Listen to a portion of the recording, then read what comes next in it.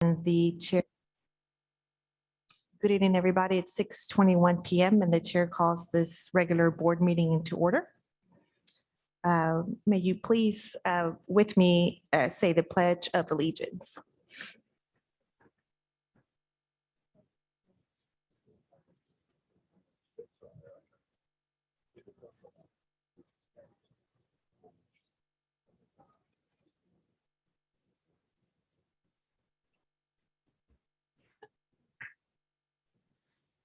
So I'm going to take this moment just real quick before we do the certification, sort of missed that, to make sure that we have quorum and that everyone's present. So Trustee Kane, Present. Trustee Murillo, Present. Trustee Vogt, Trustee Ayers-Wilson, I'm here. Trustee Stoma. He is waiting. He's here. Trustee Sullivan, Present. Trustee Pierce. Here. Perfect. We do have quorum. Dr. Head, has the proper meeting notice been posted and certified? Yes, it was posted in accordance with the law. Thank you, sir. So we are having closed session. And we're not gonna, we won't reconvene before 7 p.m. So I have to read this before we head to closed session. So section 551071 of the consultation with attorney. Section 551.072, which is deliberation regarding real property. Section 551074, which is personnel matters. Section 551.076, deliberation regarding security devices. And I see that we, again, not reconvene before 7 p.m. Is that correct? Thank you. So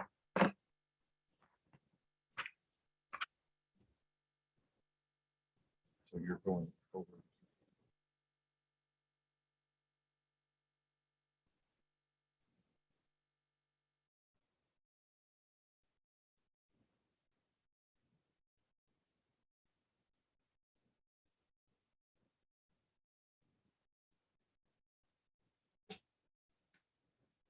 Okay, it's 7 p.m. and the chair reconvenes the Board of Trustees meeting. The next in line is public comment. Do we have anyone, Desiree, for public comment? Madam Chair, we have no one for public comment at this time.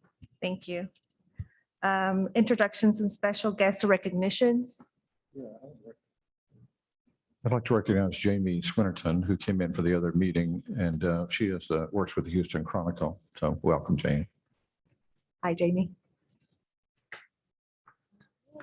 Our next line item is the, any workshops? It's No. not this, right? No, okay.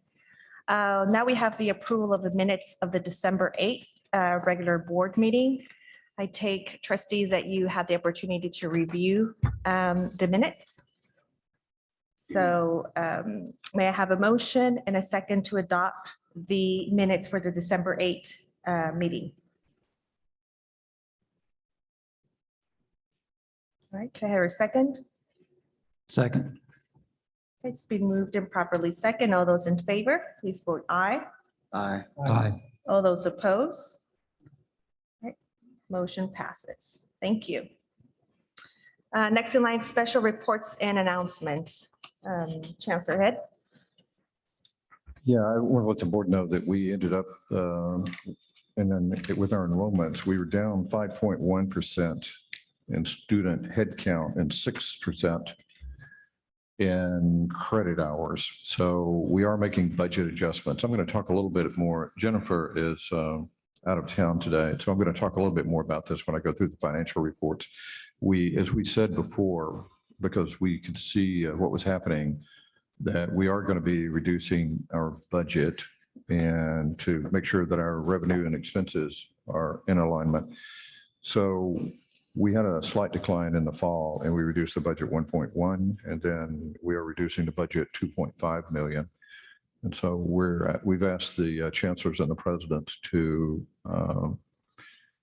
with some parameters, to provide us with the cuts that they want to make. we're still in excellent shape financially, just because we've been holding the line on our expenditures. And I'll give you a little deeper review of the budgets in just a few minutes when we do go through the finances. Perfect. Board members, at this time, any special announcements or reports? Madam Chair, can I have the floor? This is Trustee Pierce. Yes, ma'am, go ahead. Okay, I just wanted to say that, well, I haven't been, because of the pandemic, I don't go out at all, okay? But I happened to have been at the grocery store and went on to visit one of our campuses, well, one of the campuses that we partner with, Charter School Evolution. And I didn't go in there to, to stay, but I ended up because there were so many questions about Lone Star. I do want to give Chancellor Head kudos because I didn't, they kept asking me about workforce and, how do you get a CDL? How do you do this and pipe fitting? And I had to call on Dr. Head to get me some warm bodies to get over there. And he did. And I thank you for that, Dr. Head. It really made an impression. And let me say that Evolution, I think they partner with, I know Houston North and maybe North Harris. And that is what I call a dropout recovery school, for lack of a better term. And those students, those young people over there are the ones who need Lone Star. They need the certification programs like HVAC and whatever we have to offer that will get them certification and get them in the workforce. Now, I said that to say too, with the rising crime rate that we have in Harris County, Lone Star could really play a big role in because those are the students, without lack of a better term, that need to find legitimate work. They're the ones, and I was, like I said, I'm known now as the Lone Star lady.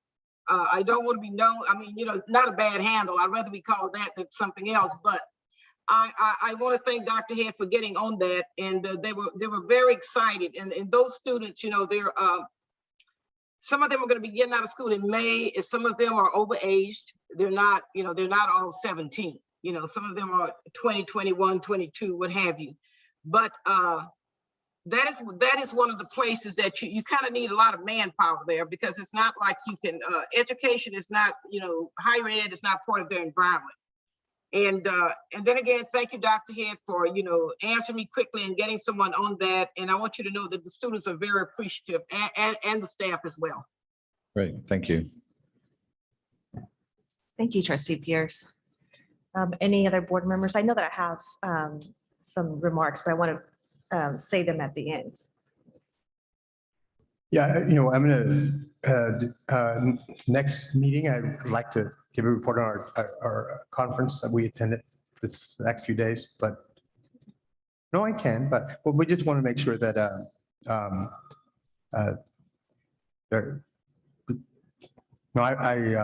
reason I want to do is because I want to summarize our challenge, what we did. And I think I have some good important message, and I'll talk about it next time.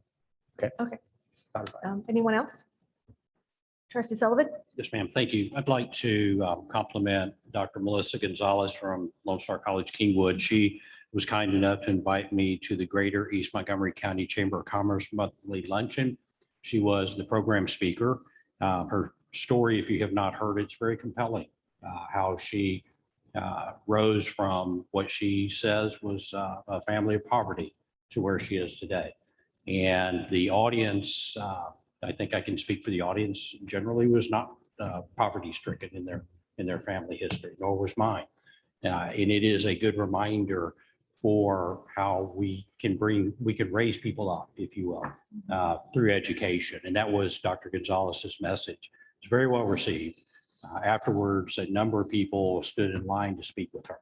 And I think that says a lot. So I'd like to just publicly thank her for her engagement and leadership. Thank you, Trustee Sullivan. Anyone else? Just real quickly, I know that Trustee Maria would like to sort of summarize our trip that we did a couple of days ago. We came back today. We actually went to the ACCT meeting in Washington, D.C., where we met with several legislators to kind of advocate for Pell Grants. And so just real quickly, and I'll have you summarize it next month, but just real quickly, I know we want to say thank you to Congresswoman Fletcher for having staff meet with us, and Congressman Brady for taking time out of his busy schedule. We know that all of them are super busy, but to make time to actually meet with us and talk to us about the importance of Pell Grants and the importance of community colleges in our community, in our communities. So Chancellor, I don't know if you want to kind of add a little bit in regards to the meetings that we had.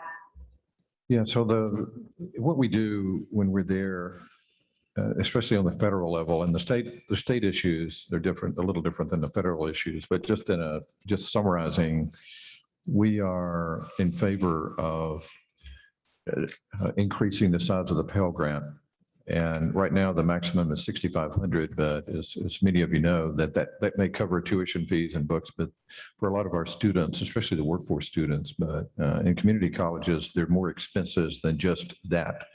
There's housing expenses, and we've seen a lot of this during COVID, some of the other expenses that you have where maybe if your battery goes dead or you have trouble paying the rent, that'll knock you out of college. That's the first thing to go. So we were advocating for that. There's a lot of discussion about that in lieu of free community college, which is that did not pass. And I just don't think the votes are there for the free community college. There's just not a lot of support for that the way it's written right now, because that involves state matching money. And about half the states are not going to put up matching money. So that's where we're advocating for an increase in Pell. We also would like Pell Grants for short-term workforce programs, which they're not included right now. And that's really important to Lone Star because we have students coming in that can take short, maybe 6-week classes and they go to work, but they need help doing that. And we're trying to help them the best we can with the money that we have, but a federal Pell would actually help that quite a bit. Just one or two other minor things. There's a lot of discussion in Washington about adding more money to workforce, and we're totally in favor of that. However they want to do that, there's a lot of issues associated with that and how you go about that. We are having the same discussions with the state, by the way, on this commission that I'm on about how to add more money into the budget and help colleges and the workforce piece, which really helps the economy, which helps the entire country. So those are the main issues, and we'll have more in the next meeting. Not to make excuses, but I got arrived at the airport an hour before the meeting, so I want to make sure I get my thoughts together. So thanks. Sorry.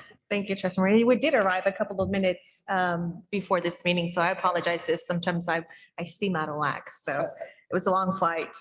Any further comments?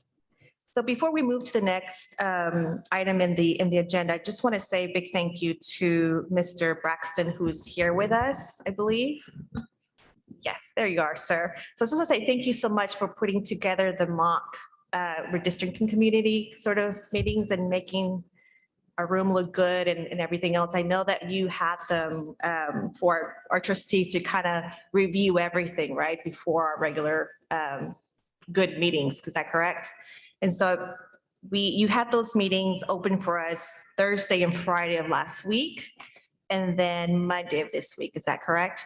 So I just want to say thank you so much for putting everything together, you and your team. So thank you.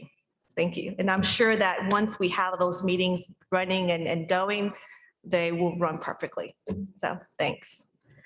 Okay.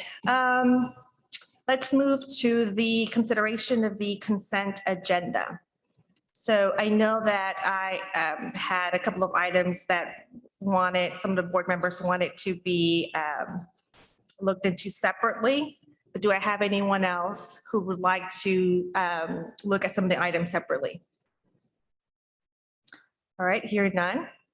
So item 11, 12, and 13, I think Trustee Pierce wanted to review those separately.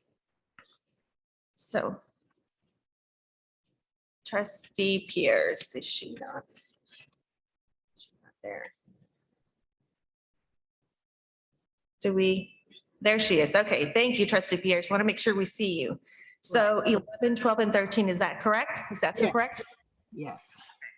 Any other items that you would like to review separately? So hearing none, may I have a motion and a second to adopt items 1, 2, 3, 4, 5, 6, 7, 8, 9, 10, 14, 15, and 16. So move. Second. Second. I'm sorry, 1 second, please. 14, 15, 16, 17, 18, 19, 20, and 21. I have a motion, a second. So move. Stoma, so move. Perfect. So it's being moved and properly second. Those in favor, please vote aye. Aye. Aye. Those opposed, item passed unanimously. Thank you. Okay, so may I have a motion, a second to consider item number 11 separately? Can we do them together? Because I have the kind of the same question on all of them. Just, is So that item, okay if we, because I have the same questions. It'll be, redundant. You can combine those items by unanimous consent if there's no objection. do we have a unanimous consent to, I make the motion that we combine 11, 12, and 13. Second. all right, perfect. It's been approved. Right, if there's no objection. No we don't need objection, a- it's We been don't need a approved. second, just a Thank you. Yes, ma'am, go ahead.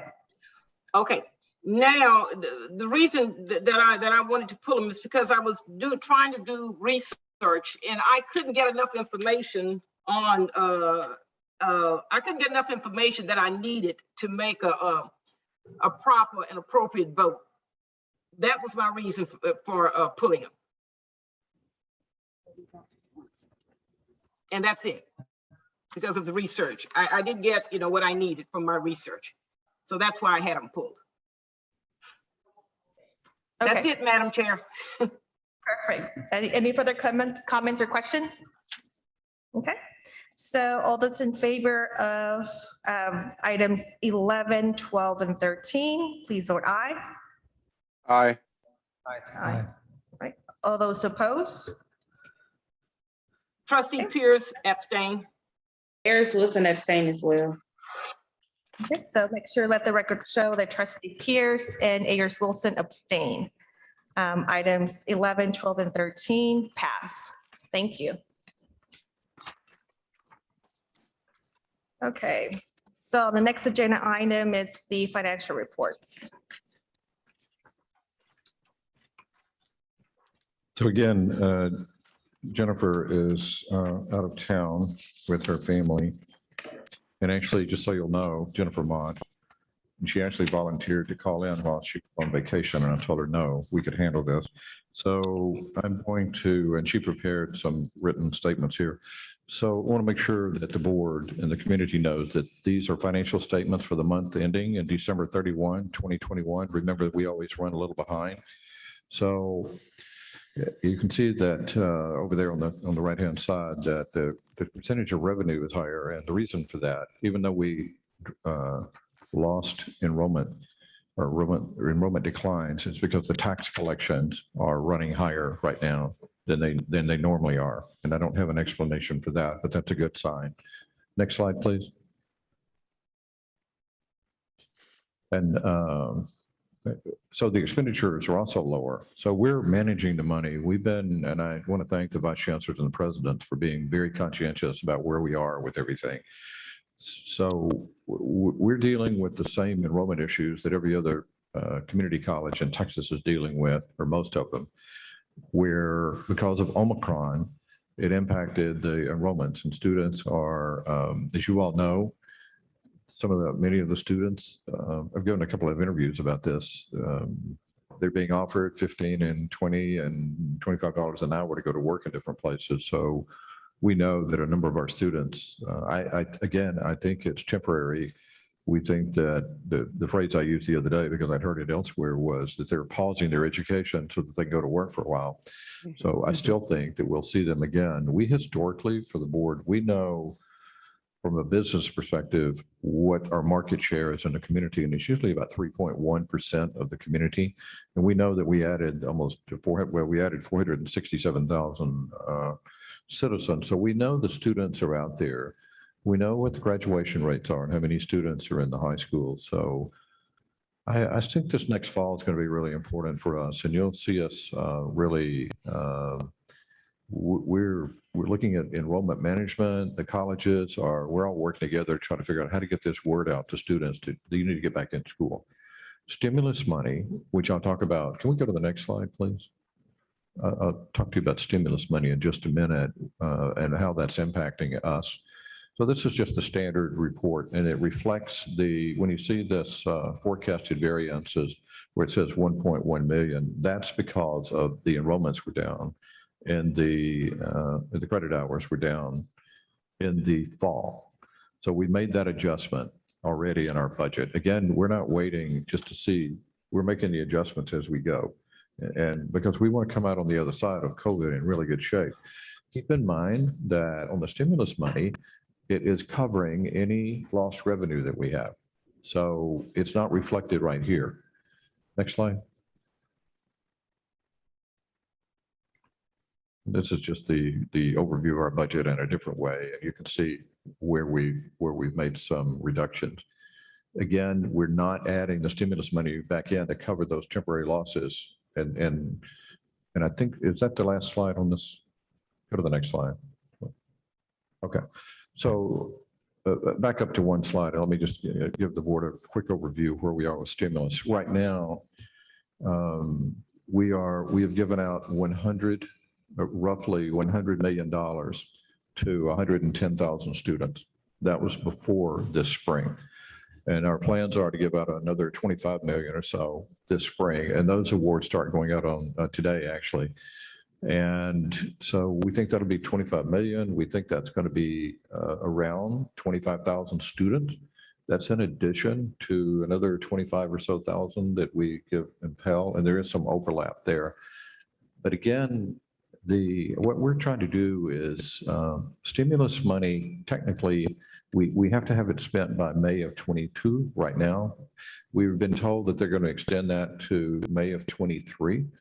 So we're taking a close look at this. We're waiting on official word from the Department of Education. I think there's so much money in the pipeline right now that they have to extend it, and that's what we've been told.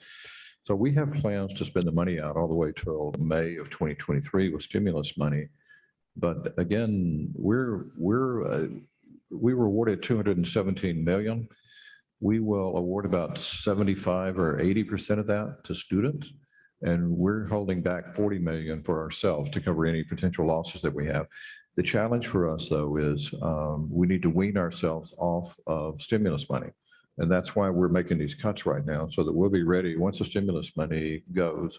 We'll be ready with our operating funds. Everything that we're doing, we know is not sustainable unless we put operating money in there. So I think we're being conservative with what we're doing, but I think in the long run, we're going to be in good shape. I mean, I don't think I can tell you for everybody, my standard spiel is, it's like your household. And you may have temporary money in there and you need to be careful with it. If you get $1,000 and you need to spend it on kind of one-time expenditures and not spend it and not count on it again.